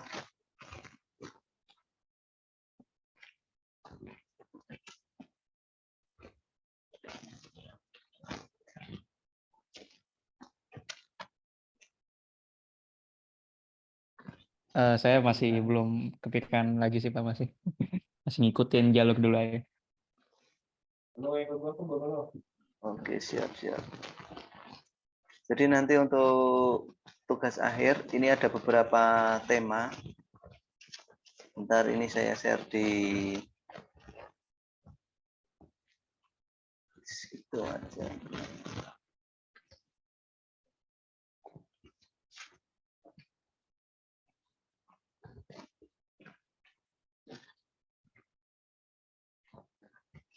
Untuk kelompoknya kemarin sudah dibagi ya? Sudah, Pak. Oke, siap. Nah, ini sudah saya share di chat untuk tema-temanya yang besok bisa dibuat. Yang pertama ada smart home, kemudian ada smart farming, ada smart monitoring, smart health, dan smart energy. Nah, smart home itu apa? Nanti device-nya, jadi nanti di program BMOS itu nanti outputnya itu bisa menggunakan atau digunakan untuk mengendalikan lampu, beberapa lampu rumah, lampu kamar, lampu ruang tamu, lampu kamar mandi, lampu tidur, dan lampu yang lainnya. Nah, untuk smart home nanti seperti itu. Jadi kita hanya melakukan controlling dari menggunakan HP ke beberapa output. Nah, kemudian untuk smart farming, nanti kita bisa menggunakan beberapa sensor kayak seperti sensor kelembapan udara, kelembapan tanah. Kalau mampu bisa juga nanti beli sensor pH atau sensor yang lainnya untuk membuat sebuah hidroponik sistem. Kemudian ada juga yang tema selanjutnya ada smart monitoring. Nah, ini nanti mau digunakan untuk memonitor apa. Kemudian smart health dan smart energy. Nah, smart energy ini nanti bisa kalian membuat sistem miniatur panel surya. Nanti dalam 1 hari itu bisa menghasilkan energi berapa kWh, penggunaan energinya bagaimana, seperti itu.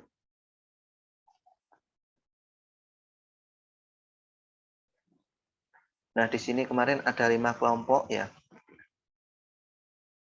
Jadi nanti saya harapkan setiap satu kelompok bisa milih salah satu. Ini pas ada 5 tema.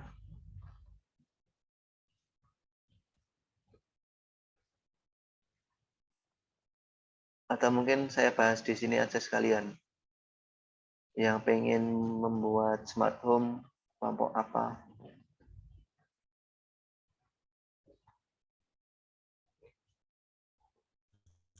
Permisi, Pak. Mau tanya, Pak. Ya. Ini kan untuk proyeknya kan satu kelompok itu kan terdiri dari 5 orang apa ya, Pak? Iya, Nah, betul. itu berarti setiap anggota kelompok itu membuat satu device sendiri-sendiri kayak gitu ya, Pak? Atau gimana, Pak? Nah, yang jelas nanti kan ini kan kelompok ya. Jadi nanti satu kelompok atau 5 orang itu membuat satu alat. Nah, bukan membuat satu alat, apa ya maksudnya? Memikirkan satu alat. Nah, nanti kan untuk pembuatannya kan bisa dibuat sendiri-sendiri. Jadi misal pembagian tugas, si A bikin laporannya, nanti si B yang bikin programnya. Kemudian yang si C bikin apanya, mikirin apanya, seperti itu. Tapi nanti diusahakan setiap anak itu ikut membuat alatnya. Jadi misal sama-sama membuat smart home. Nah, programnya sama. Jadi kan yang mikir kan bisa kita pikir bareng-bareng, programnya sama. Tapi nanti karena kalian bekerjanya jarak jauh, jadi ada 5 produk smart home. Meskipun itu produknya sama tidak masalah. Sama persis tidak masalah. Oh iya, Pak. Makasih, Pak. Oke. Yang lainnya? Mas, izin bertanya, itu setiap kelompok tidak boleh sama temanya apa boleh, Mas? Diusahakan tidak ada yang sama ya, Mas. Biar nanti ada apa ya? Biar nanti bisa belajar yang lainnya. Nanti kan setiap di akhir pelatihan ini kan nanti ada yang namanya presentasi. Jadi kalau misal ada kelompok yang sama otomatis nanti ya mirip-mirip. Seperti itu. Jadi diusahakan setiap kelompok itu nanti temanya beda. Jadi ada yang ngambil tema smart home, ada yang ngambil tema smart farming, ada yang mengambil tema smart monitoring, smart health, sama smart energy. Ya, kasih Mas. Oke.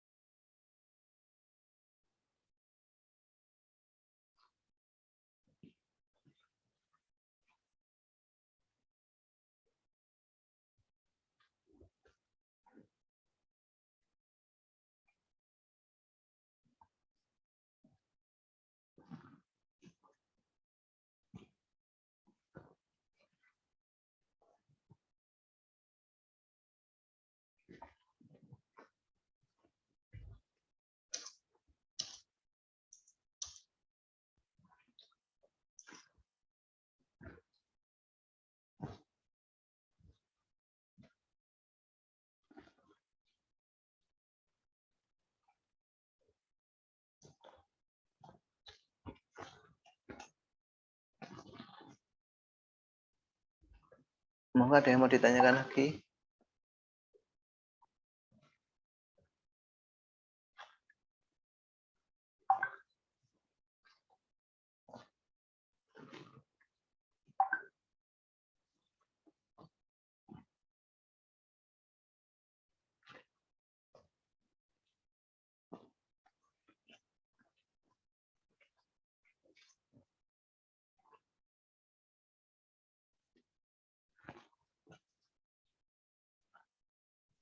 Permisi Pak, mau tanya untuk pemilihan temanya mulai kapan ya Pak? Gimana Mas? Kita bisa milih temanya itu mulai kapan ya Pak? Misalkan ya kita milihnya gitu Pak. Sebenarnya mulai hari ini bisa Mas. Biar nanti kalian bisa mulai fokus untuk mengerjakan itu. Atau kalau tidak nanti saya bagi saja. Jadi setiap kelompok saya pilihkan satu tema.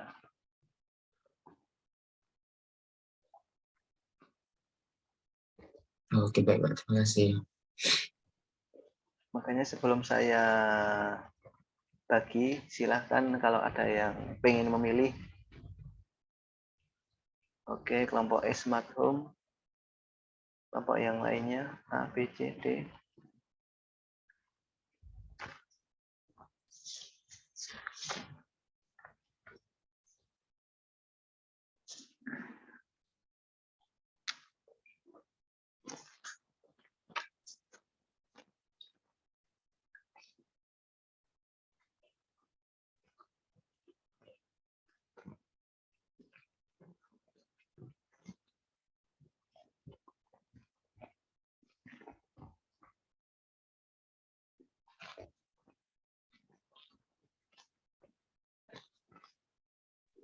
Permisi Bapak, Ya, silahkan Mas Ruli. boleh bertanya. Monggo, silahkan.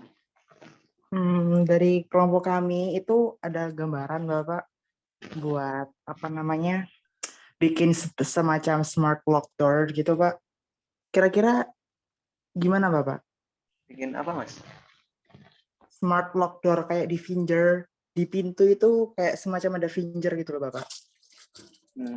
Itu nanti jadi kayak buka tutup, ya Oh, buka tutup pintu seperti itu. pintu.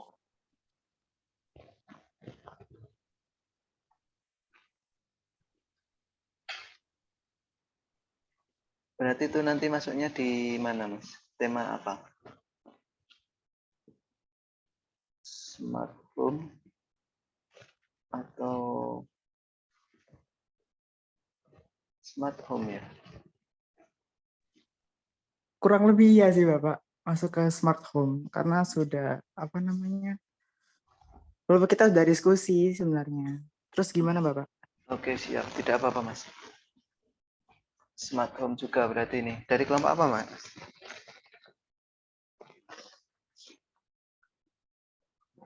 Mas Ruli dari kelompok apa Mas? Kelompok A Bapak.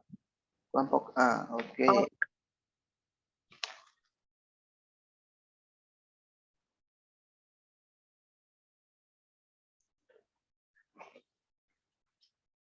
Yang kelompok B?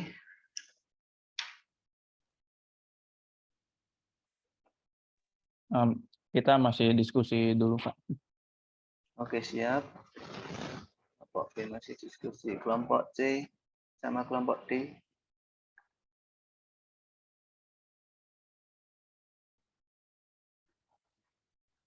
Izin menjawab Pak. Untuk kelompok C kemungkinan farming, tapi masih didiskusikan lagi dengan kelompoknya. Baru satu yang diskusi tadi. Yang lainnya belum. Oke, siap. Kelompok C kemungkinan farming ya.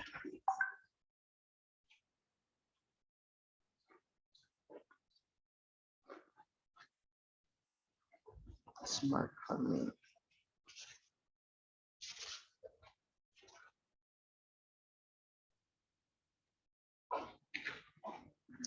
Yuk, yang belum kelompok D. Kelompok D itu ada Mas Gihan, Ahmad Farizal, Rizal Alfikri, Taufik Maulana Tanjung, sama Mulia Rohman. Ya Pak, itu masih kita diskusikan ini Pak, lagi rame di grup dulu. Mungkin nanti untuk kelompok kita. Oke, siap.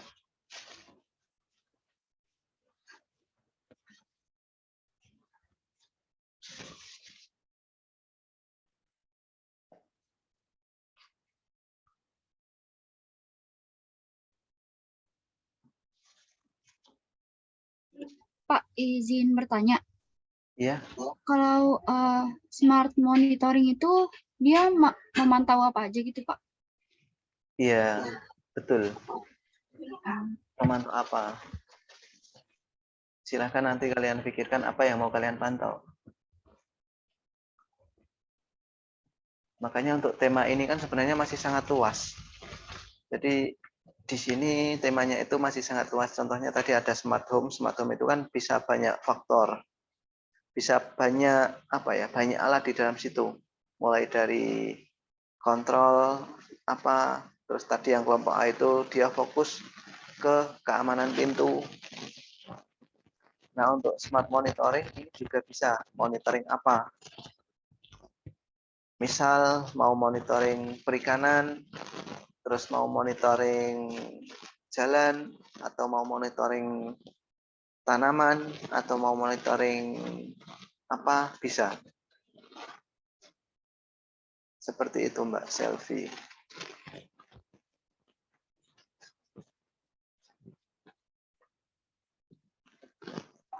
Izin bertanya Pak, Ya, kalau misalnya smart monitoring itu atau cuma sensor aja kayak gitu? kalau smart monitoring itu kan berarti nanti isinya sensor, Mas.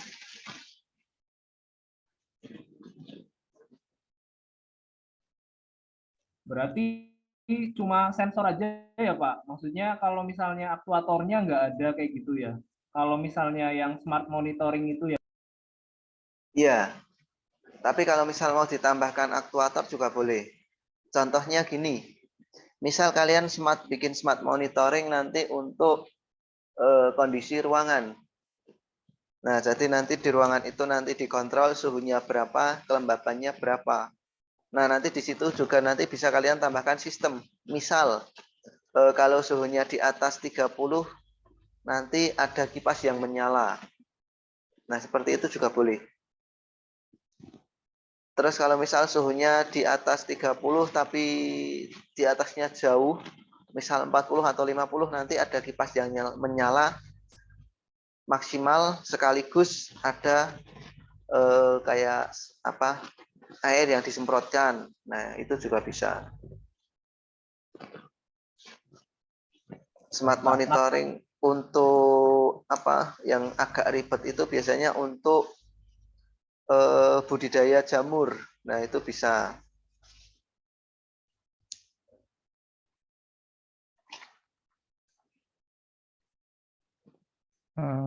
Misi Pak, izin bertanya Pak. Oke, siap. Permisi Pak, izin bertanya. Ya, Mas Rafif, silahkan. Mas. Kalau untuk yang smart health dan smart energy itu, kalau misalkan dilihat dari starter kit yang kita dapat sih ya, kalau saya lihat mungkin apakah itu masih bisa mendukung ya Pak untuk melakukan smart health dan smart energy? Soalnya saya kira mungkin takutnya nggak terlalu cukup gitu untuk membuat perangkat di dua tema tersebut sepertinya.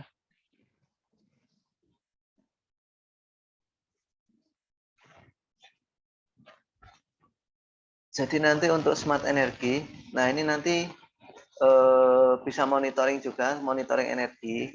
Nah, nanti yang kalian monitor itu misal penggunaan listrik.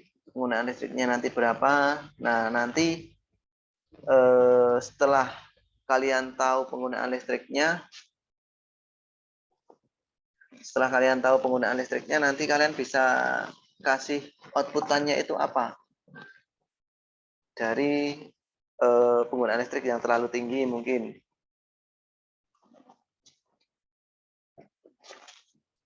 Sedangkan untuk smart home, nah untuk smart home tadi bisa dengan menggunakan otomatisasi. Misal saat siang hari nanti lampu taman otomatis mati, jadi kita tidak perlu mematikan sendiri. Seperti itu, Mas.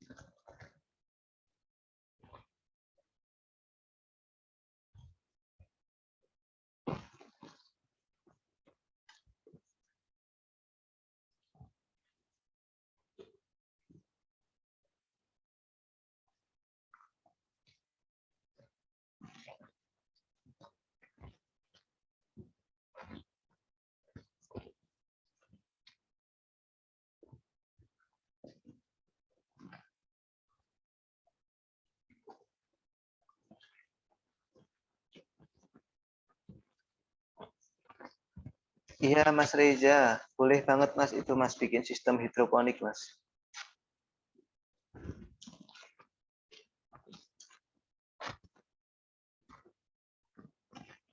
Nah nanti yang dimaksud dengan sistemnya semua otomatis itu bagaimana? Apakah misal dalam hidroponik itu kurang pH, nanti otomatis pH-nya ditambah, kurang pupuk ini otomatis pupuknya ditambah atau bagaimana Mas?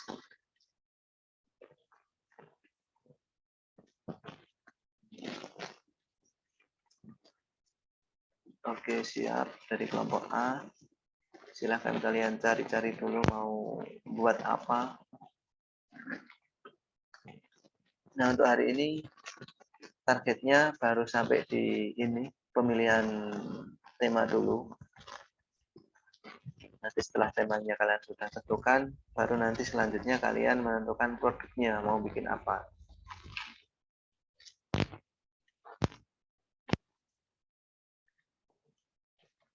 Karena kalau misal temanya belum dapat, produknya kalian belum tahu mau buat apa, nah nanti tiba-tiba di akhir waktunya sudah kehabisan dan produk itu nanti belum sempat jadi. Jadi yang saya khawatirkan seperti itu.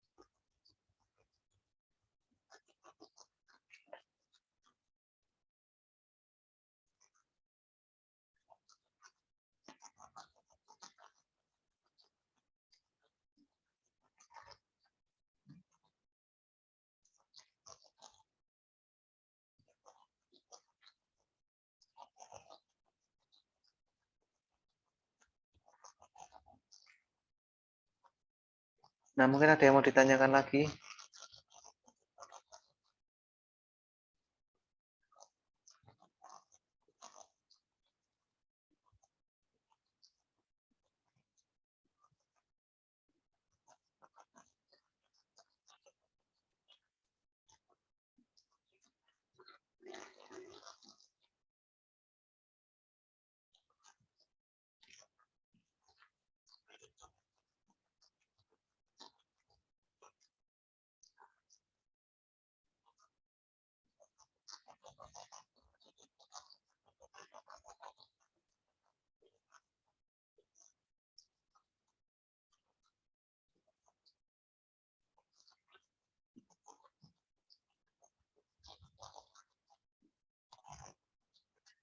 Oke, siap Mas.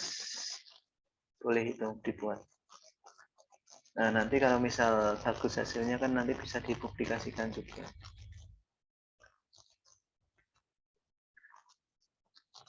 Nah, untuk sensor hidroponik itu yang paling mahal itu adalah harga untuk sensor pH. Bentar, saya carikan untuk harganya. Sensor pH.